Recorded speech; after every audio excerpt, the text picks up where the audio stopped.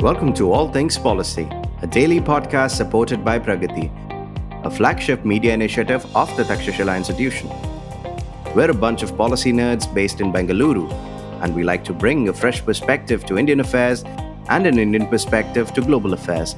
So grab a cup of coffee, sit back, and join us for today's chat. Hello and welcome to another episode of All Things Policy. My name is Sachin Kalbag. I'm Senior Fellow at Takshashila Institution. It is a truism that climate change is possibly the biggest challenge facing humanity today. We have heard it a million times and we hear it almost every day. What exactly is climate change? In the simplest sense, climate change is a long-term shift in temperatures and weather patterns.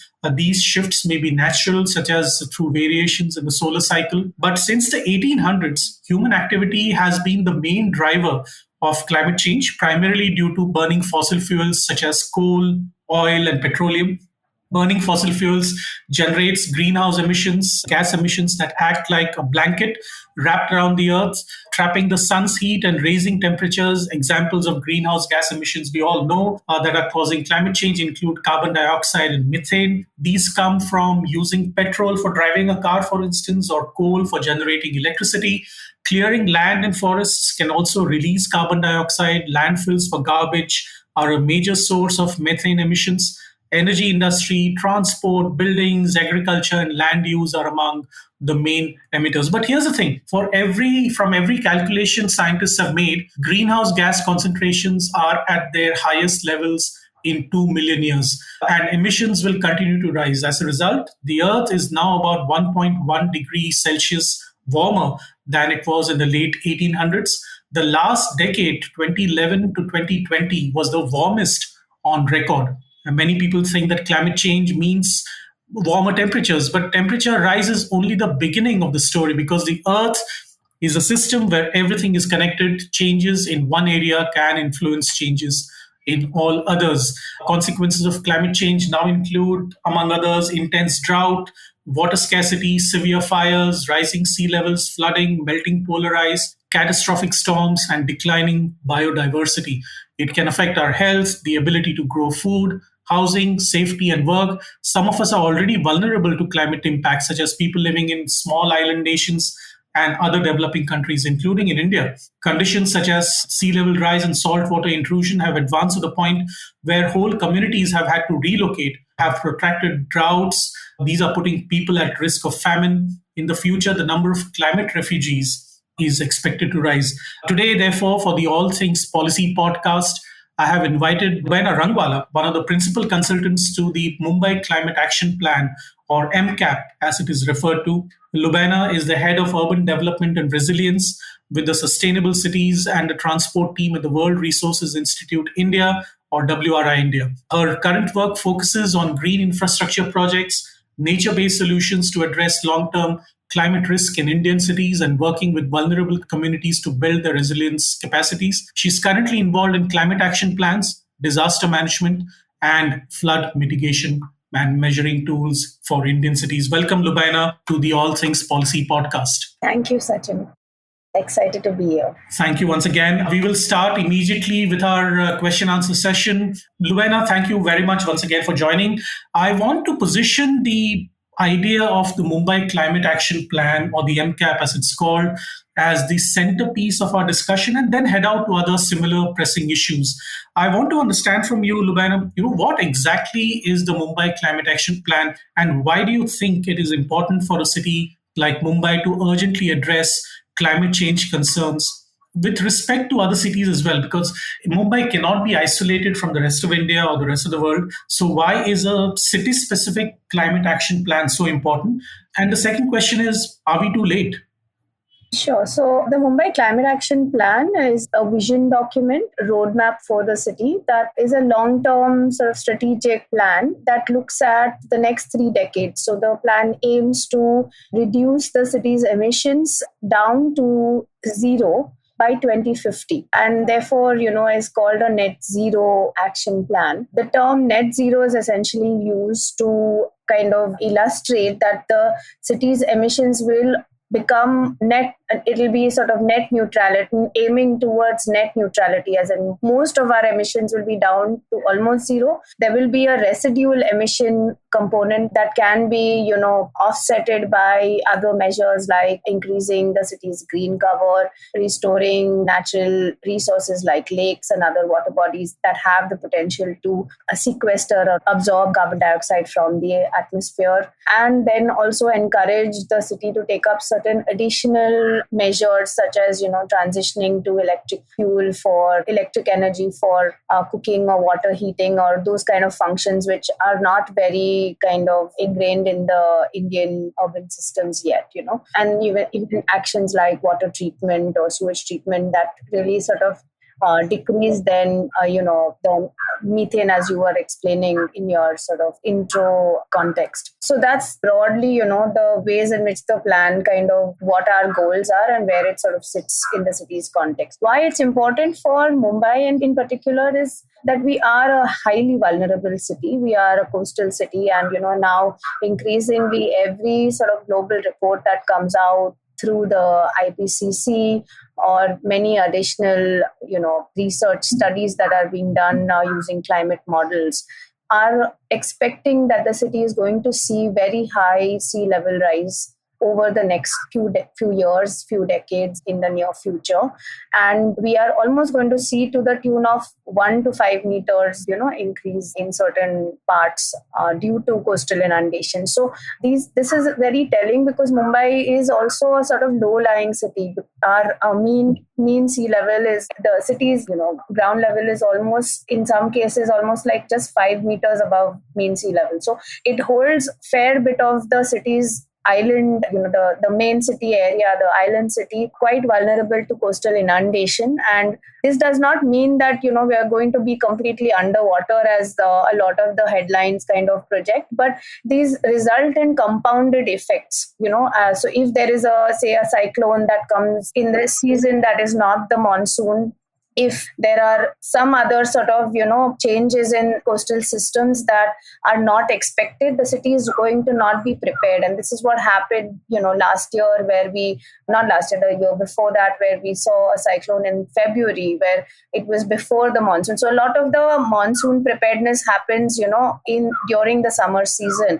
A lot of felting and those kind of activities, which make the city's infrastructure prepared to handle the torrential rainfall that we get.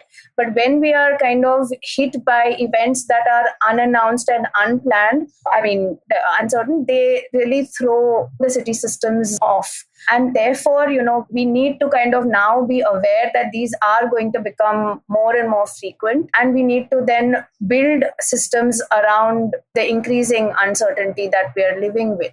We also have a huge amount of population, almost to the tune of 42% on paper. But of course, there are statistics that are much higher of low-income population that live in informal settlements in the city that are most precariously placed and therefore most vulnerable to these kinds of impacts. So, a rainfall event of 100 mm to 200 mm in the city, which are now, because of the kind of, the very efficient stormwater infrastructure that the city has been building over the last few years, these events are not as disastrous as they used to be in the past, right? We are now, resolving a lot of these waterlogging challenges, etc. But in slum settlements, what these 100 mm or 200 mm rainfall events, what it means is that in a period of about 12 hours, if you receive extremely high rainfall, it may result in a landslide. It may result in several parts being inundated because of waterlogging, poor drainage within settlements. That is, that range from being fatalistic in some cases to disallowing people to get to work or to access healthcare and schools and, all kinds of other services. And therefore, it is not allowing you to, operate in routine conditions. And most of these impacts are actually seen as quite exacerbated in informal settlements and vulnerable communities. So really setting the city up to having these conversations. And right now, the reason why climate action plans at the city level are important is that we don't really have the institutional mechanisms or the institutional setup to have a conversation that is this cross-sectoral and requires, most cities in India have disaster management plans or disaster management agencies if the cities are, as big as Mumbai and as kind of routinely hit by disasters. We have disaster management departments, but there are several cities in India, like we also in the past worked in Kochi, and Kochi doesn't have a city disaster management department. They rely on the district disaster management department to set up an action plan for the city. So when you don't have these institutional capacities within the city, who is really engaging with this like slowly increasing impact that is being thrown at us from various, environmental and climatic factors? And how are we then, preparing for the short term, the medium term, and the long term? Because a lot of these projections from, that are coming from these climate models about sea level rise are going to be something we will see quite severely in the long term. But we need to talk about it today. If there are certain areas in the city along the coast that are going to become more high risk, then how are we engaging in that in the city's development plan, for example? Mumbai's next development plan is going to be updated by 2034, which means in the next 10 years, we should actually be talking about what this means for zoning and what are certain land uses that can be allowed. How do you think about, increased FSI along the coast? Are we actually increasing the number of people that will continue to live on the coast and therefore increasing the risk in the city? And these are very kind of critical conversations that various actors need to come on the table and discuss, ranging from your private lobbies of developers, builders, resident welfare associations, to government stakeholders and other sort of operators in the ecosystem, community-based organizations. And therefore, a city climate action plan becomes the perfect sort of platform for various stakeholders to come together and discuss these things in an environment that, to me, there's been a lot of debate about whether the climate action plan should be a statutory document or not. And I actually see this as an opportunity for it to not be a statutory document, because it allows us to then negotiate without it having to yet become a law. I feel like, across... It gives you the flexibility to work with different stakeholders at the same time. Exactly. Yeah, I think, these are some of the opportunities that these sort of models of climate action plans are providing for cities to be able to then take climate change and climate change-induced risks and hazards head on and really sort of address the urban planning and regulatory challenges through the lens of risk and preparedness, and yeah, so I this is why I think it's crucial that we start sort of doing this across Indian cities. My second question was, based on that, are we too late, Lubaina? Should we have started the process earlier? I know this is a kind of a rhetorical question, and hindsight is always an exact science. But in retrospect, should that political will, should it have come maybe, 10 years ahead? We should have planned it a year. And if we are late, then what are the things that we need to do now, quickly, immediately, to ensure that there is policy level consensus, there is political level consensus, so that climate change becomes top of the mind conversation, not only in Mumbai, for the rest of Maharashtra as well? Yeah, yes, we are definitely quite late, and we are definitely quite late as a global community, right? We haven't been able to make those difficult choices, and, COP after COP, there are small wins and large sort of pieces that still go into the kind of future negotiations frame, right? And we haven't been able to sort of take really strong decisions on things like fossil fuel and the need for, much more climate finance available for developing countries to meet their development targets, as well as to be able to develop more sustainably and in much more informed ways. I think there needs to be much more an accelerated sort of action in direction. But at the same time, it's also, I think very quickly we do need to come together as citizens, as political leaders, city administrators, understand that the risk is only increasing, it's not really going away, and that we need to sort of think about this as long-term process But, as a planner and as someone who's working quite closely on several of these issues in Mumbai, I do believe that while we need to sort of act in faster ways, we also need to probably slow down a little and think about what are some of the more critical things that need to happen, and listen as well, to various stakeholders, understand their needs, understand their challenges, and use this as an opportunity to develop fairly as well, because the risk of moving quickly is that you start sort of doing really big things that might actually turn into disasters of other forms, and one needs to sort of also, there is so much of, there's all, like, as someone who works closely on adaptation, but because, worked on the Mumbai Climate Action Plan, I understand now the ways in which we think as planners or as people who really sort of want to decarbonize systems, that if you really just go with this narrative of wanting to decarbonize and reduce your emissions in cities, you might really miss a lot of opportunities to increase the city's adaptation potential. So really, mitigation and adaptation actions, and I'll just probably break down these terms for the audience. Mitigation is to reduce emissions, and adaptation is to help us live with the kind of climate risks that are already part of our Anthropocene. Like these are changes that are not really going to go back or reverse very instantly. It might take us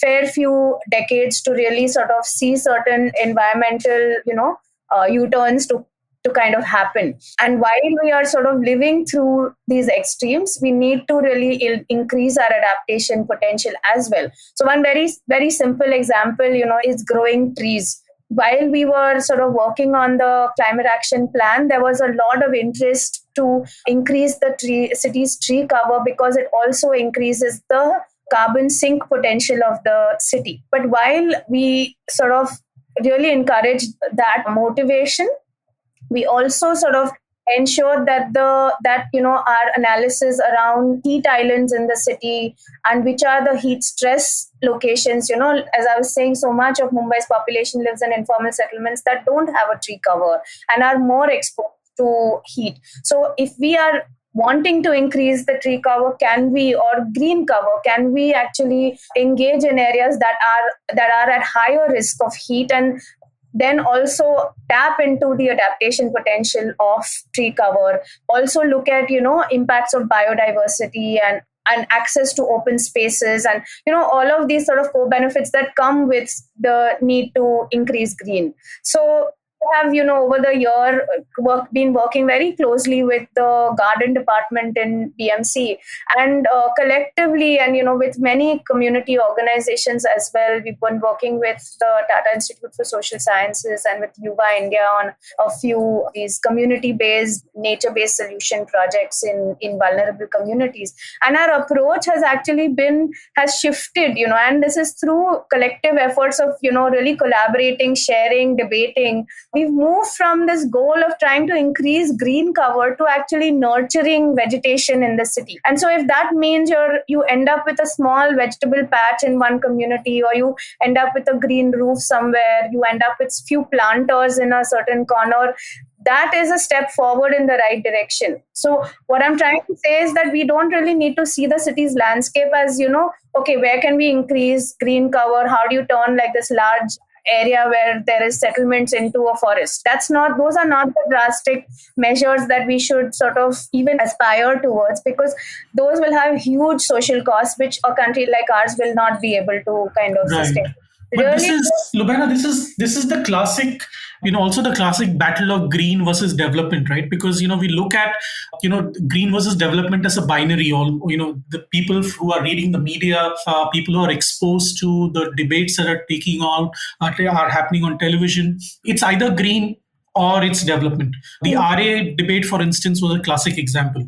How both parties were stuck on one side, and the debate was whether there should be or whether it should not be, and there was no common ground for anybody to to speak on. Even now, issues like that create a lot of rift in the minds of not only policymakers but also citizens who are viewing this as either an opportunity lost for development, because some people think that why should I not get the opportunity to go ahead because of a certain project, and at the same time we are losing green cover. So this battle will carry on for years and years, and which is where I thought that policymakers such as you may enter and bring some kind of sanity in the discussion that carries on, that goes on between multiple stakeholders in this regard.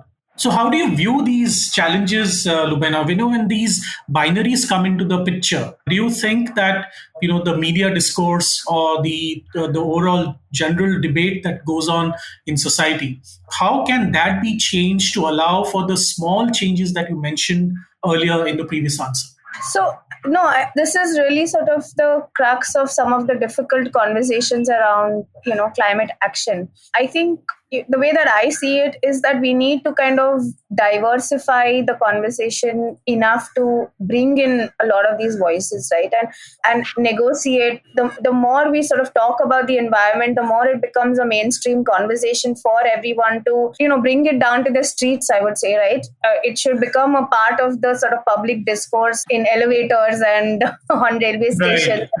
Right. And only then can we sort of really not really engage in the binaries, but really kind of think about a much more shared aspiration for where we are sort of headed. The reason it sort of sits within binaries at this point is that we only sort of see it as city leaders or power brokers having these conversations. Whether a certain infrastructure project should happen in a place or not. But when it becomes a part of the public discourse, you see so many different realities of a certain place that come up, and there are so many communities that get empowered to share stories, to really sort of take ownership of the resource that they have, really sort of understand what it means for an urban common to exist, and I don't know, for lack of a better word, protect it, nurture it, let it become a sort of a useful, viable, resource. And that happens only when some of these debates kind of,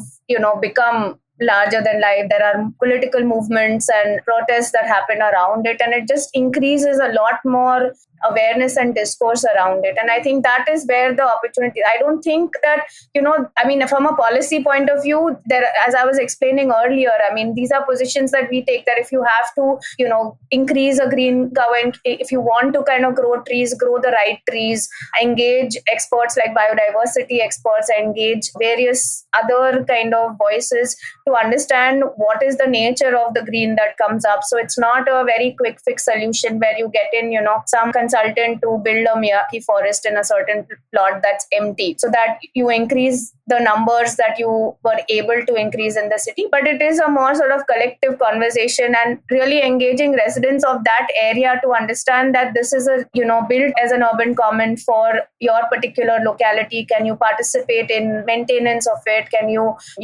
think about various ways in which you can use it, nurture it over the years, and build these associations. So it is a shift from passive solutions that are like the kind of conveyor belt of like, this is how you solve the problem, to very sort of active solutions which engage citizens, engage multiple stakeholders, and collectively sort of think about, what is. And really, the opportunity of the city climate action plan is that we've been able to downscale to a jurisdiction that is then managed by a certain corporation and a certain entity, and there are confined sort of roles and responsibilities that various operators play. But we have to definitely downscale this whole climate action conversation to much lower, to the ward level. Like in Mumbai, some of our wards are as big as certain cities in the West, or countries even. Yes, absolutely. So really sort of understanding that some of these ways in which governance needs to happen, right, is at a much lower scale, and local scale, is the word I was going for. And so really sort of, empowering corporators, MLAs to take some of these subjects as their agendas to then, deliver at the ground level. Because right now, there's just like they have certain budgets, but most of the times it goes into actions of beautification in the city, and just thinking that those are the only kind of ways in which you can deliver public goods in the urban realm. But there are many other ways in which you can deliver public goods, right? And what are some of those? Is it there's a sort of an urban system that is set up at a local level become a public good, right? And it's only about kind of understanding what neighborhoods require, and being able to kind of then make some of these as action items on at the local level, inspiring Right. local leaders. Right. So, I mean, I think just, I don't know if I'm like, giving you very prescriptive answers, but I think as policymakers, we need to kind of break down these binary debates to really sort of inspire more localized conversations around policies and projects, and being able to kind of then, decentralize the power, Right. empower these local leaders. Yeah. Lubaina, at this point, we'll just take a small break. We will come back soon after this promo. Sure.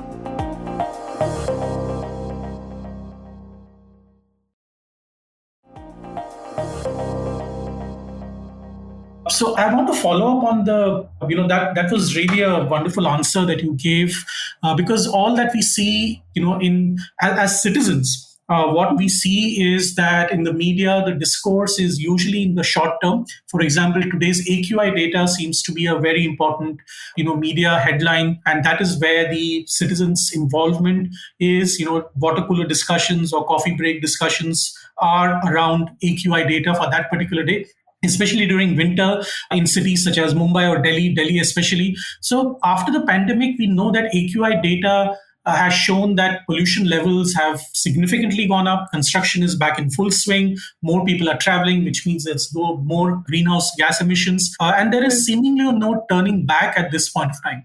How do you think, Lubaina, is human activity post-pandemic exacerbating the climate change phenomenon, and what can be done to get more and more citizens involved in looking at these issues, at least from a discussion point of view, if not actively engaged in mitigating those situations?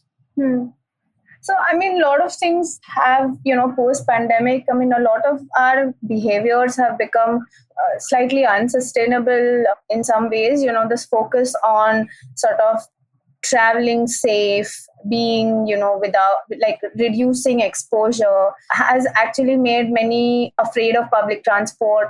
Probably a lot of people, I mean, including me, who actually invested in their first four-wheelers during the pandemic because, public transport systems were actually closed. It was difficult to get from one place to another. And, you want to care for your elderly, your young ones in the family, etc. So I think the one big thing has happened is that car ownership definitely, at least in Mumbai, has increased. And that has also changed behavior to a point where people have just gotten used to, taking their car out and having sort of that convenience. And I think that needs to definitely go back. The city is building a huge metro system that will, in the next 5 or 10 years will be fully sort of built and running. And that will definitely change the behavior. But I think where citizens can today start actively engaging is in our access to transit stations and this last mile connectivity, which is a huge challenge in many cities. With the ways in which these big infrastructure projects are planned, you never really think of the full systems approach,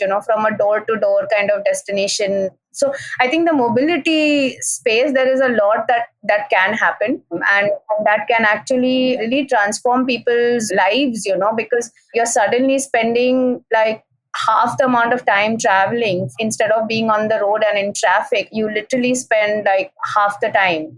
Something that takes 2 hours to get to, you can do it like in 30 minutes or 40 minutes if you take the train. And that is definitely very true for Mumbai today, because so much of our city is also under construction that it's actually quite impossible to get from point A to point B by road. So I think that is one big thing. The second piece, I think where citizens play a very important role is in waste management. I think consuming less and creating less waste should be sort of a personal goal for literally everyone, right? And especially in middle to high income societies, like there is a lot of waste. I mean, a lot of us during the pandemic also started ordering stuff at home, and now everyone's kind of gotten used to this, kind of model of being delivered things directly to the doorstep, which comes in like its own packages. So there's a huge dry waste that gets collected in the house, which if you're not really segregating properly would just go into the landfill. And so these are just like very basic things that buildings can very easily start doing. And right now, I mean, even in my society, we segregate dry waste, and it's a very sort of informal way in which there's a van that comes when we call them. But there are very few residents who are actually doing it. And there's no sort of, collective collection point which makes it easier for multiple people to just do it. So if buildings actually take that onus that, okay, we're going to kind of create a big crate and you can just dump your dry waste there and the van kind of comes and collects it once a week or whatever, it just becomes a much easier system that inspires many to then, do it. Why would you not do it, right? But these systems are so difficult and so sort of individually driven. It's like, choosing to buy organic or not. Like it's literally as bad as, and it shouldn't be. Like waste should just be it should be so easy to operate sustainably in terms of the way you manage your waste. I think that is a huge kind of opportunity for cities. And, as you mentioned again in your introduction, that reducing methane emissions is really the low hanging fruit, and the waste sector really just hands it over to cities, right? So I think working on that is a big priority. And I mean, even in terms of, energy conservation, I think really sort of putting some tabs or really taxing higher. I don't know if that is possible to complexes and townships that have really opulent services, that are offered as part of the experience of living a certain lifestyle. That actually comes at the same cost as someone who is in a regular building without amenities, and there are no sort of increased. Yeah. So I think some of those kind of different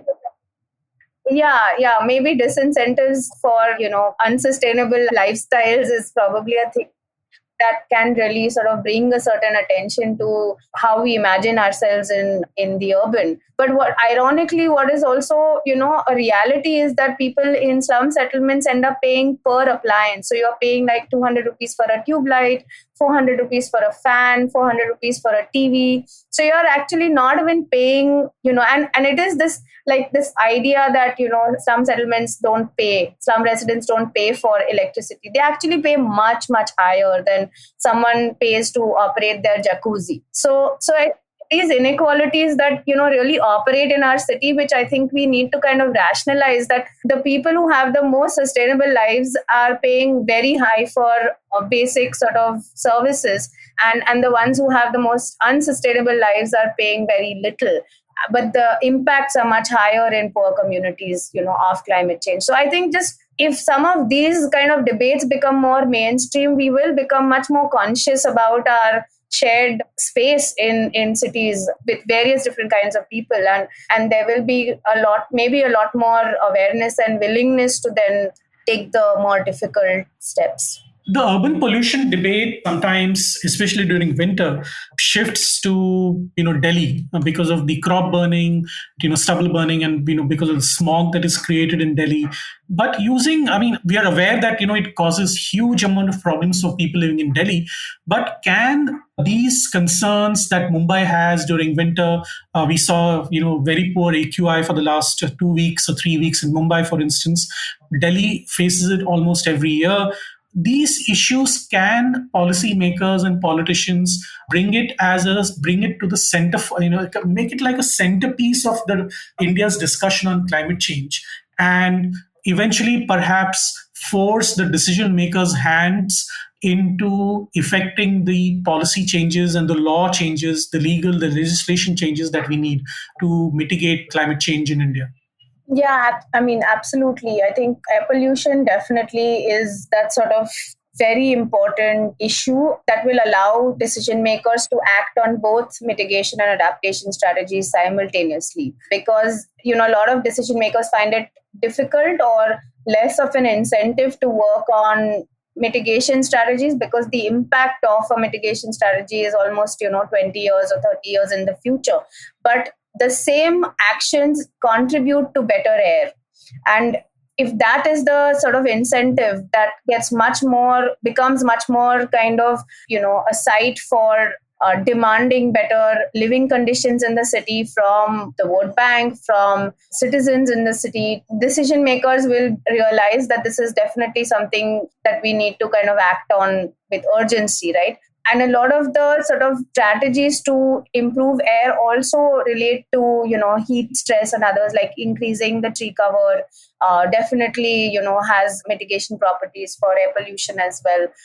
Increasing open space, so it is definitely sort of well placed. And the other sort of important aspect of the impacts of air pollution is on vulnerable, age groups, right? So people who are either the senior citizens or young children. So many children are actually seeing respiratory disorders very, very earlier on in their infancy to toddler age groups. And when some of these actually become mainstream information, I think citizens will be a lot more, like parents will be a lot more actively engaging in the importance of changing behavior, their own behavior.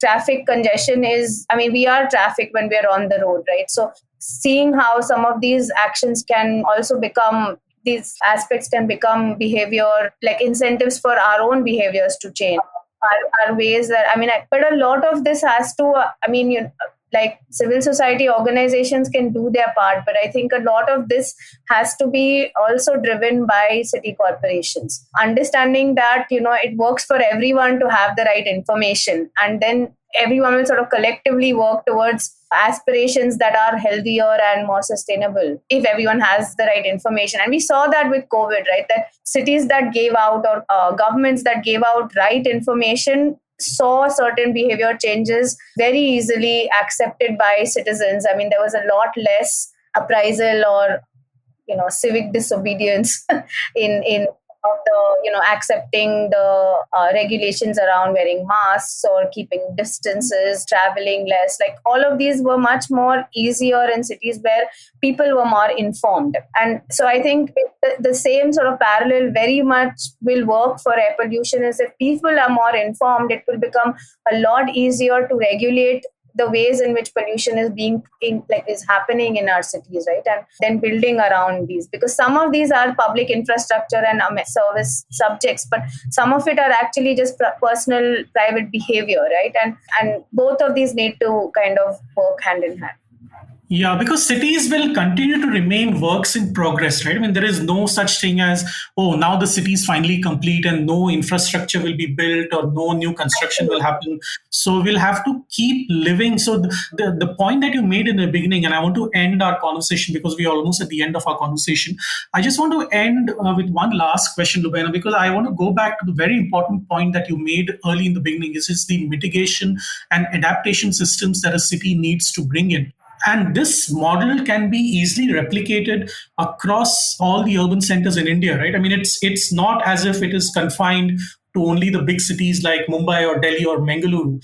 It's across the spectrum that we can actually implement this. Yeah, no, absolutely. There definitely we are at a point where, and this is also a great opportunity because the government of India has been fairly, taken up certain difficult decisions and taken up certain targets that a lot of other countries are not being able to take up.